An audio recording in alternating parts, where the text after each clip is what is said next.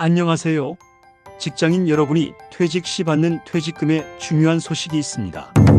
이제 목돈 퇴직금이 사라집니다. 바로 퇴직연금 의무화인데요. 현재는 퇴직 시 일시금으로 퇴직금을 받는 것이 일반적이나 정부 여당은 이를 퇴직연금으로 의무 전환하는 방안을 검토 중입니다. 2025년부터 시작되는 이 제도로 430조 원이 넘는 퇴직연금 시장이 완전히 바뀝니다. 지금까지 퇴직할 때 퇴직금 받아서 주택대출금도 갚고 급하게 필요한 목돈도 마련할 수 있었는데 연금으로만 수령하게 되면 내 노후가 더 풍족해질까요? 목돈이 필요할 땐 어떻게 해야 할지, 정말 노후가 보장될지 궁금한 모든 것을 명쾌하게 정리해 드릴게요. 먼저 개편한 내용부터 살펴볼게요. 정부의 퇴직급여 제도 개편 핵심은 퇴직연금을 의무화하여 퇴직 시 일시금 대신 연금 형태로만 수령하게 할 방침입니다. 최소 근속기간도 축소됩니다. 기존 1년에서 3개월로 단축하여 단기 근로자도 퇴직급여를 받을 수 있도록 추진합니다. 추진 방식은 5단계로 나눠 300인 이상 대기업부터 5인 사업장까지 단계적으로 의무화할 예정입니다. 자발적으로 30인 이하 업체가 조기 도입하면 정부 예산으로 부담금의 10%를 3년간 지원할 계획도 있습니다. 미도입 사업주에게는 과태료 부과 방안도 검토 중입니다. 찬성 측은 연금화를 통해 퇴직 후 소득 안정성이 확보되며 국민연금 재정 보강이 가능하다고 봅니다. 대규모 퇴직연금 자금이 금융시장으로 유입되어 자본시장의 규모를 확대하고 유동성을 증대시키는 데 기여할 수 있습니다. 그리고 세제 혜택이 있어요.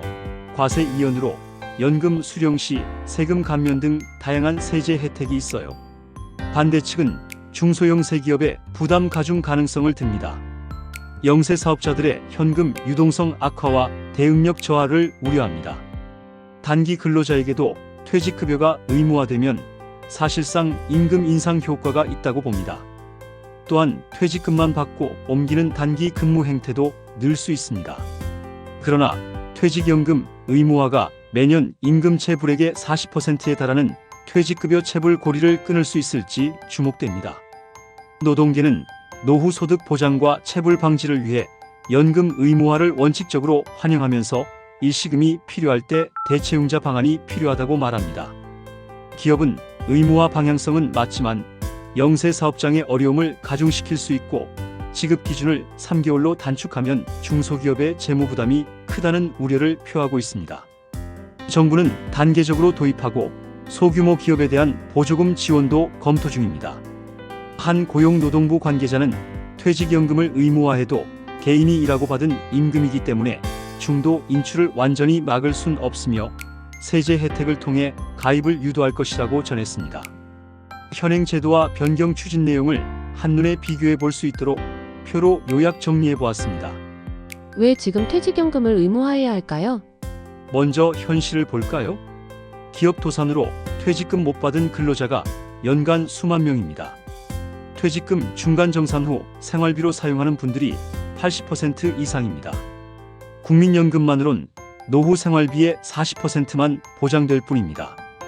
더 심각한 건 우리나라 고령화 속도가 세계 1위라는 점입니다. 지금 30대가 은퇴할 때쯤이면 국민연금만으로는 절대 부족하죠. 내 퇴직금은 안전한가? 회사가 망하면 어떻게 되지? 이런 걱정 한 번쯤 해보셨죠? 퇴직금을 못 받은 실제 사례도 들어보시죠. 2년 전 회사가 부도났는데 5년치 퇴직금을 한 푼도 못 받았어요. 퇴직연금이었다면 받을 수 있었을 텐데요. 그래서 정부가 더 이상 미룰 수 없다고 판단한 이유입니다. 그럼 2025년부터 뭐가 바뀌나요? 핵심만 정리해 드릴게요. 첫째, 단계적인 의무화 일정입니다. 2025년에는 100인 이상 사업장부터 시작합니다. 2031년까지 5인 미만 소규모 사업장까지 전면 확대합니다. 현재 60%에서 2031년 100% 적용됩니다. 단계별 구체적인 시행 시기는 정부가 확정하여 발표할 예정이므로 지속적인 관심이 필요합니다. 둘째, 퇴직금 제도가 완전히 폐지됩니다. 일시금으로 받던 퇴직금은 점차 사라집니다. 영세 기업의 현금 유동성 악화와 대응력 저하 우려도 있습니다. 수급 요건은 1년에서 3개월로 대폭 완화되고 모든 퇴직급여는 연금 형태로 전환됩니다. 가장 주목할 점은 퇴직연금공단 신설입니다. 새로 만들어질 퇴직연금공단에서는 AI 로보 어드바이저를 도입하고 전문적인 투자 운용으로 목표 수익률 4에서 5% 달성 예정입니다. 특수 고용직도 포함되어서 배달 라이더, 플랫폼 노동자들도 드디어 퇴직연금 혜택을 받을 수 있게 됩니다. 기존 퇴직금 제도와 퇴직연금 제도는 어떤 차이가 있을까요? 가장 헷갈리는 부분이죠. 우선 퇴직금과 퇴직연금의 핵심은 이겁니다. 퇴직금은 회사 금고에 있는 돈이고 퇴직연금은 은행에 따로 보관하는 내 전용 계좌라고 생각하시면 됩니다. 기존 퇴직금과 새로운 퇴직연금의 차이를 표로 한눈에 보여드릴게요.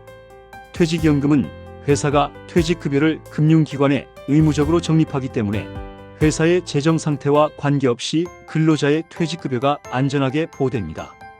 또한 퇴직연금은 운용수익에 대한 과세 이연 혜택이 있고 만 55세 이후 연금으로 수령할 경우 퇴직소득세의 30%를 절감할 수 있는 등 세금 부담을 줄일 수 있습니다. 기존 퇴직금은 1년 이상 근로자만 해당되었지만 새로운 퇴직연금은 3개월 이상 근로자부터 지급됩니다. 지금까지 퇴직금은 일시금과 연금 중 선택할 수 있었으나 이번에 정부는 모든 사업장에 퇴직연금 제도를 단계적으로 의무화하겠다고 발표했습니다. 퇴직연금에는 어떤 종류가 있나요? 퇴직연금은 크게 세 가지 유형으로 나뉩니다. 확정급여 DB형, 확정기여 DC형, 그리고 개인형 퇴직연금 IRP입니다. 이 세 유형의 퇴직연금 차이를 표로 정리해 보았어요. 확정급여형과 확정기여형은 회사 단위로 가입하지만 개인형 퇴직연금 IRP는 개인이 가입합니다. 확정급여형은 근로자가 퇴직할 때 받을 퇴직급여가 사전에 확정되어 있는 제도입니다. 회사가 퇴직연금 부담금을 적립하고 운용하며 운용 성과에 관계없이 근로자는 정해진 급여를 받습니다. 따라서 투자 위험은 회사가 부담합니다. 확정기여형은 회사가 매년 근로자 연간 임금 총액의 12분의 1 이상을 근로자의 퇴직연금 계좌에 납입하면 근로자가 직접 자신의 적립금을 운용하는 제도입니다. 따라서 퇴직급여는 운용 성과에 따라 달라지며 투자 위험은 근로자가 부담합니다. 개인형 퇴직연금 IRP는 연간 1,800만 원까지 납입이 가능하며 55세 이후 연금 수령 시 납입액에 대한 세액 공제가 최대 900만 원이 가능합니다. 운용 성과는 근로자가 직접 자산을 운용하며 다양한 투자 상품 선택에 따라 달라지며 투자 위험은 근로자가 부담합니다. 퇴직연금 세 가지 유형 중 뭘 선택해야 할까요? 선택지가 있다는 게 좋은 점이기도 복잡한 점이기도 해요. 간단히 핵심적인 부분만 비교해 볼게요. 확정급여형 DB형은 회사가 책임져 줄게 하는 개념입니다. 회사가 운용하고 정해진 금액을 보장합니다. 안정적이지만 수익률이 낮아서 보수적인 분들께 추천합니다. 확정기여형 DC형은 내가 직접 굴릴게라는 개념입니다. 매월 임금의 12분의 1 이상 적립하고 내가 직접 투자 운용하기 때문에 적극적 투자 성향 분들께 추천합니다. 개인형 IRP는 이직해도 계속 모아가기를 할 수 있어요. 직장 옮겨도 하나의 계좌로 통합할 수 있고 세액 공제 한도도 가장 높습니다. 이직이 잦은 분들께 필수적인 퇴직연금입니다. 대부분 전문가들은 DC 플러스 IRP 조합을 추천합니다. 근데 솔직히 말해서 이번에 정부가 추진하는 퇴직연금이 더 좋은 걸까요? 장단점을 솔직하게 말씀드릴게요. 확실한 장점들은 회사 망해도 내 돈은 100% 안전합니다. 연금 수령 시 세금 최대 30% 절약됩니다. 전문 운용으로 더 높은 수익을 기대할 수 있습니다. 모든 근로자 노후 보장이 강화됩니다. 걱정되는 부분들도 있어요. 중소기업의 현금 부담이 증가합니다. 현재 2.07%의 아직은 낮은 수익률로 실질적인 자산 증가 효과가 미미할 수 있어요. 중도 인출로 인한 목적 이탈로 현재 연금화율이 저조합니다. 주택 구입, 의료비 등 다양한 사유로 중도 인출이 허용되어 퇴직연금이 노후 자금으로 온전히 축적되지 못하고 연금으로 수령하는 비율도 여전히 낮은 수준입니다. 복잡한 제도로 인한 혼란이 생길 수 있어요. 하지만 장기적으로 보면 확실히 플러스입니다. 지금의 문제점들은 제도가 안착되면서 점차 해결될 가능성이 높거든요. 이번 정부 정책의 성공을 위한 과제는 무엇인가요? 첫째, 수익률 개선이 시급합니다. 현재 퇴직연금의 평균 수익률이 낮아 실질적인 자산 증가 효과가 미미하기 때문에 디폴트 옵션 제도 개선, 로보 어드바이저 도입, 그리고 퇴직연금 공단 신설을 통해 전문적이고 효율적인 자산 운용으로 실질 수익률을 높여야 합니다. 둘째, 중도 인출을 제한하고 연금 수령을 유도해야 합니다. 중도 인출 사유를 엄격히 제한하고 퇴직연금 담보대출과 같은 대안을 활성화하여 퇴직연금이 노후 자금으로 온전히 기능하도록 해야 합니다. 셋째, 중소기업에 대한 실질적인 지원을 강화해야 합니다. 중소기업 퇴직연금 기금을 활성화하고 재정적 행정적 지원을 확대하여 영세 사업장의 부담을 최소화해야 합니다. 마지막으로 모든 이해관계자와의 투명하고 지속적인 소통이 중요합니다.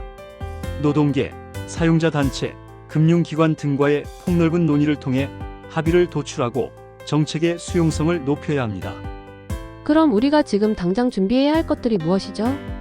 여러분이 지금 당장 해야 할 일들을 체크리스트로 정리해 드릴게요. 다음을 체크해 보세요. 먼저 우리 회사의 규모를 확인합니다. 100인 이상이면 2025년부터 적용됩니다. 나의 현재 퇴직금 적립 현황을 파악합니다. 나의 투자 성향이 안정형인지 적극형인지 파악합니다.